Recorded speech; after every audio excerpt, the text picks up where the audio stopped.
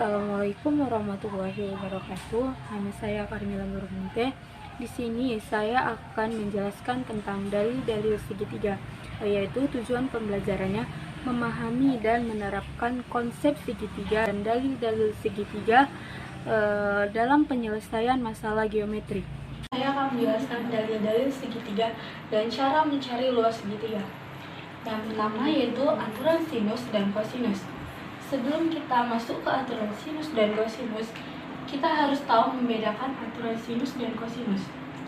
Perbedaan yang paling menonjol yaitu segitiga A, B, C.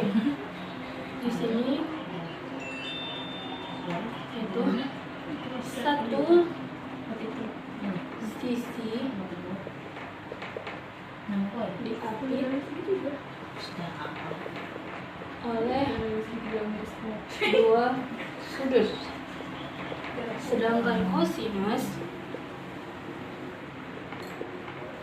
A, B, C satu sudut diapit oleh dua sisi. Perbedaan yang kedua yaitu kosinus A, B, C diketahui ketiga sisinya. Ini adalah perbedaan yang sangat menonjol antara aturan sinus dan kosinus. Jika kita ketahui satu sudut diapit oleh dua sisi dan diketahui tiga sisinya, yaitu menggunakan aturan kosinus. Selain dari dua ini adalah aturan sinus. Baiklah, kita masuk ke aturan sinus. A, B, di depan sudut A yaitu sisi A, di depan sudut B yaitu sisi B, dan depan sudut C yaitu sisi C. Aturannya yaitu A per sin A sama dengan B per sin B sama dengan C per sin C.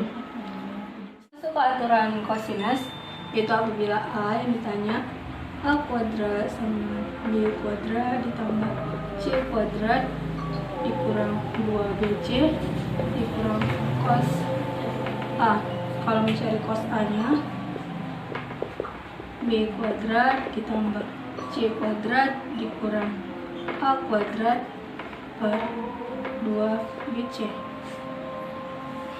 Kalau yang ditanya B nya, B kuadrat sama dengan A kuadrat ditambah C kuadrat dikurang 2AC dikali cos B. Mencari cos B nya, A kuadrat ditambah C kuadrat dikurang B kuadrat per 2AC. Dan kalau ditanya sisi C, C kuadrat sama dengan A kuadrat ditambah B kuadrat dikurang 2AB dikali cos C. Kalau mencari cos C nya sama dengan A kuadrat ditambah B kuadrat dikurang C kuadrat per 2AB. Baiklah, di sini saya akan menjelaskan aturan kosinus menggunakan contoh segitiga A, B, C, di mana sudut A sama dengan 60 derajat, sisi C 8 dan sisi B 5. Yang ditanya adalah sisi A. Kita menggunakan rumus ini, kita cari sisi A nya. A kuadrat sama dengan B kuadrat 5 pangkat 2 tambah 8 pangkat 2 dikali 5 dikali 8, kosannya 60.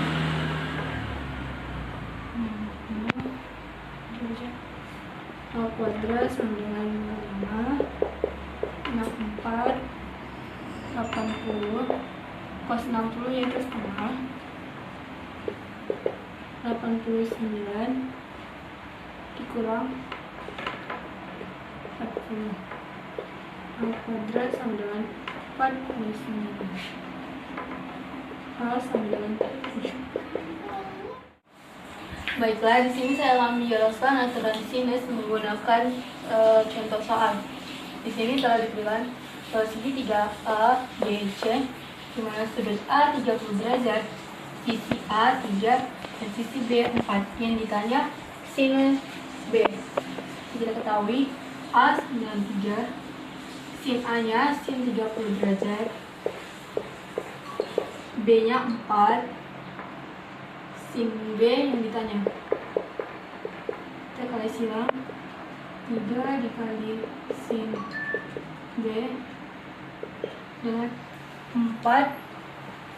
Sinus dari 30 yaitu setengah, 3 sin B sama dengan 2. Untuk mencari sin B nya adalah 2/3. Baiklah, kita di sini akan menjelaskan tentang luas segitiga. Di mana biasanya luas segitiga menggunakan setengah alas kali tinggi. Tapi di sini kan kita tidak mengetahui tingginya. Jadi ada kedua kemungkinan, yaitu jika dua sisi dan satu sudut yang diapit. Rumusnya yaitu yang pertama, luas segitiga sama dengan setengah B dikali C kali sin A.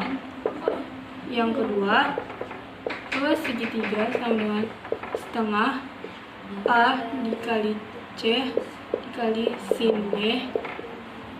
Yang ketiga, luas segitiga sama dengan setengah A dikali B sin C.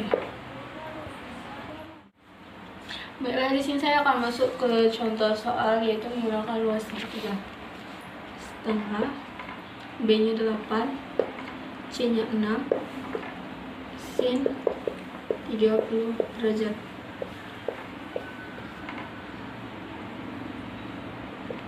4 dikali 6 24. Sinus dari 30 derajat yaitu setengah, jadi luasnya sama dengan 12. Kemungkinan yang kedua yaitu jika diketahui tiga sisinya. Di sini kita menggunakan rumus luas segitiga sama dengan akar dari S dikurang A, S dikurang B, S dikurang C. Untuk lebih jelasnya, baiklah kita masuk ke contoh soalnya, yaitu sisi C nya 5, sisi A 6, dan sisi B nya 9. Untuk mencari luas segitiganya, yang pertama kita harus mencari kelilingnya. Keliling sama dengan A tambah B tambah C. A sama dengan A nya 6, B nya 9, C nya 5. K sama dengan 20. Yang kedua, kita harus mencari S nya. S sama dengan setengah K. S sama dengan setengah dari 20. S sama dengan 10. Masuk kita ke rumus dari luas segitiga. K dari 10 dikurang 6, 10 dikurang 9, 10 dikurang 5.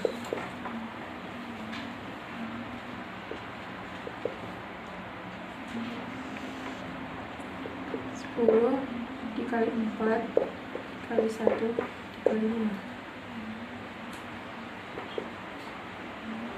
Akar dari 200. Akar dari 200 yaitu 10 akar 2. Jadi luas segitiganya itu 10 akar 2. Cukup sekian penjelasan saya, lebih dan kurangnya saya mohon maaf. Wabillahi taufiq wal hidayah. Assalamualaikum warahmatullahi wabarakatuh.